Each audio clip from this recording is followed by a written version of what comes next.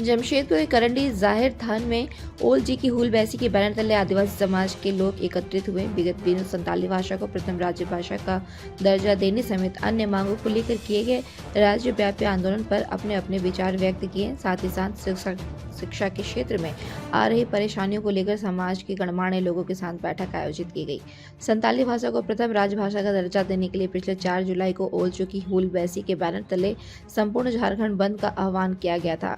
इस बंदी के बाद राज्य सरकार ने क्या कदम उठाया है, संताली भाषा से संबंधित मांगों को पूरा किया गया कि नहीं, राज्य सरकार उस पर गंभीर है कि नहीं, संपूर्ण मामलों को लेकर आदिवासी समाज के लोग करंडी स्थित जाहिर थान में एकत्रित हुए। इस मांग से संबंधित अपने अपने विचार व्यक्त किए। साथ ही इस लड़ाई को लंबे समय तक लड़ने यानी जब तक उनकी मांगे पूरी नहीं हो जाती है तब तक लड़ाई लड़ने का निर्णय लिया गया। इतना ही नहीं, समाज के लोगों ने जाहिर थान में समाज के गणमान्य लोगों के साथ बैठक कर कोल्हान विश्वविद्यालय की नीति पर सवाल खड़ा किया है। आदिवासी समाज के अनुसार इनकी मांगे थी कि हर कॉलेज में क्षेत्रीय भाषाओं का एक अपना अलग विभाग हो, पर वर्तमान समय में कोल्हान विश्वविद्यालय द्वारा एक केंद्र बनाया जा रहा है जहां क्षेत्रीय भाषाओं से संबंधित विद्यार्थी पढ़ाई कर सकेंगे। ऐसे में दूर दराज रहने वाले छात्र छात्राओं के लिए भविष्य में काफ़ी परेशानी होगी, जिसे लेकर आदिवासी समाज के लोग काफ़ी चिंतित हैं।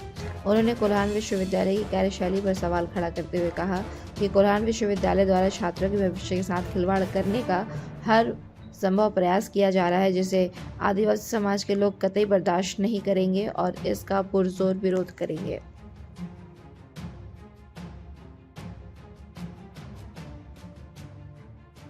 आज क्या समय विगत 4 जुलाई को एक आदिवासी परंपरागत शासन व्यवस्था के बैनर तले ओल चील की हुलबैसी द्वारा एक दिवसीय झारखंड बंद का आह्वान किया गया था।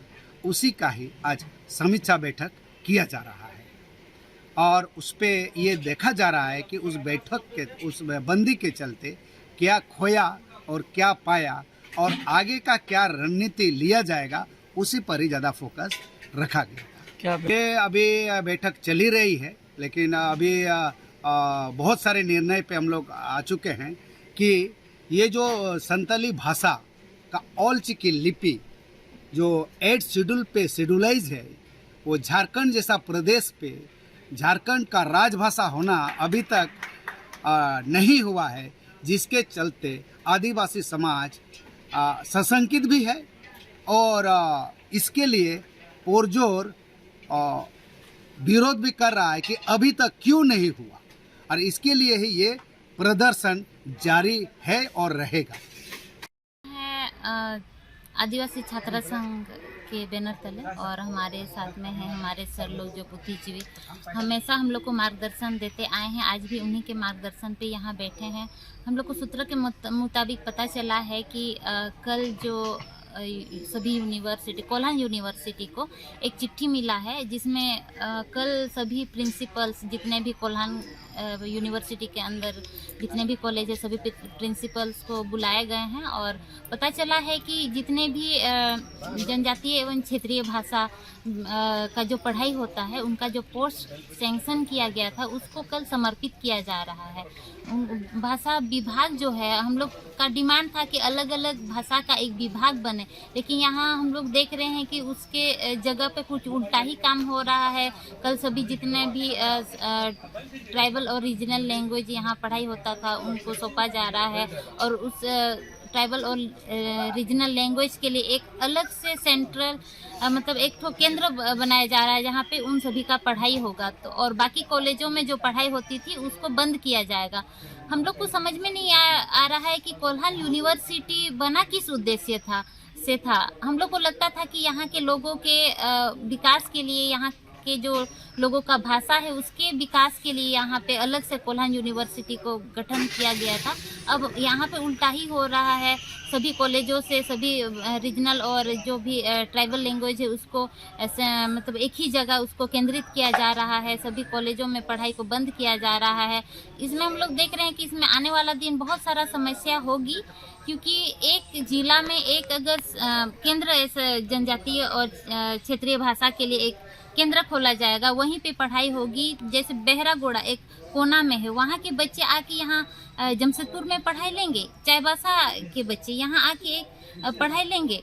तो जितने भी नहीं हो सकता, ये पॉसिबल हम लोग को नहीं लग रहा है, क्योंकि बहुत सारे महिलाएं हैं जो हॉस्टल में रह के पढ़ाई नहीं कर सकते हैं। बहुत सारे बालिका वर्ग है, वो भी हॉस्टल में रह के पढ़ाई नहीं कर सकते, क्योंकि घर का भी महिलाओं को बहुत सारे जिम्मेदारी होती है, बच्चे होते हैं, उसको साथ में लेके वो लोग आमने अगल बगल जो भी कॉलेज है, जैसे करंडी क्षेत्र के हैं तो अगल बगल जितने भी गांव है, बच्चे को छोड़ के घर में छोड़ के वो लोग कॉलेज में पढ़ाई कर रहे हैं, कॉलेज में आके शिक्षा ले रहे हैं, उच्च शिक्षा हासिल कर रहे हैं। और कहीं ना यहाँ पे हम लोग देख रहे हैं कि सरकार का ये नीति है कि बेटी बचाओ बेटी पढ़ाओ, और जितने भी योजनाएं आ रही है उनको इम्प्लीमेंट सही ढंग से नहीं कर रहे हैं। बेटी पढ़ाओ बेटी बचाओ अभियान चला रहे हैं। यहाँ पे दूर दराज की महिलाएं ही अगर वहाँ किसी केंद्र में आके शिक्षा नहीं ले पाएंगे तो ये योजना हमको बेकार लगता है।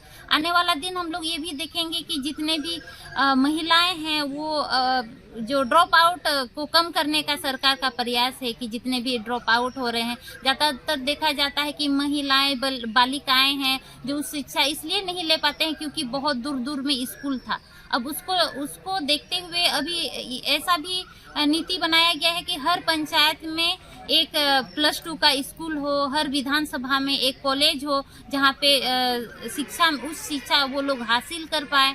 ऐसे नीति तो लेके आ रहे हैं, लेकिन सरकार कुछ अलग ही कर रहे हैं। यहाँ पे जाति भेद भी हम लोग को लग रहा है कि सभी कॉलेज में बांग्ला का पढ़ाई हो सकता है, हिंदी का अलग से डिपार्टमेंट है, संस्कृत का अलग से डिपार्टमेंट है। तो यहाँ पे जनजातीय और क्षेत्रीय भाषा का अभी तक कोई डिपार्टमेंट कॉलेज में नहीं था, और आने वाला दिन ऐसा नीति लेके आ रहे हैं कि एक ही जगह पे एक जिला में एक ही सेंटर होगा, वहाँ पे सभी जनजातीय और क्षेत्रीय भाषा का पढ़ाई होगी। तो हमको ये बिल्कुल पसंद नहीं है। हम सभी में जितने भी आदिवासी जनजाति समाज है, हम लोग इससे खुश नहीं हैं और बिल्कुल इस नीति को हम लोग एक्सेप्ट नहीं करना चाहते हैं। हम लोग जोरदार इसका विरोध करेंगे। अगर आने वाला दिन इस नीति को लेके आया तो हम लोग रोड पे भी उतरेंगे। जिस तरह 4 तारीख को रोड जाम हुआ, ट्रेन जाम हुआ, आने वाला दिन ऐसे ही आप लोग को देखने को मिलेगा कि ऐसे ही फिर आंदोलन होगी।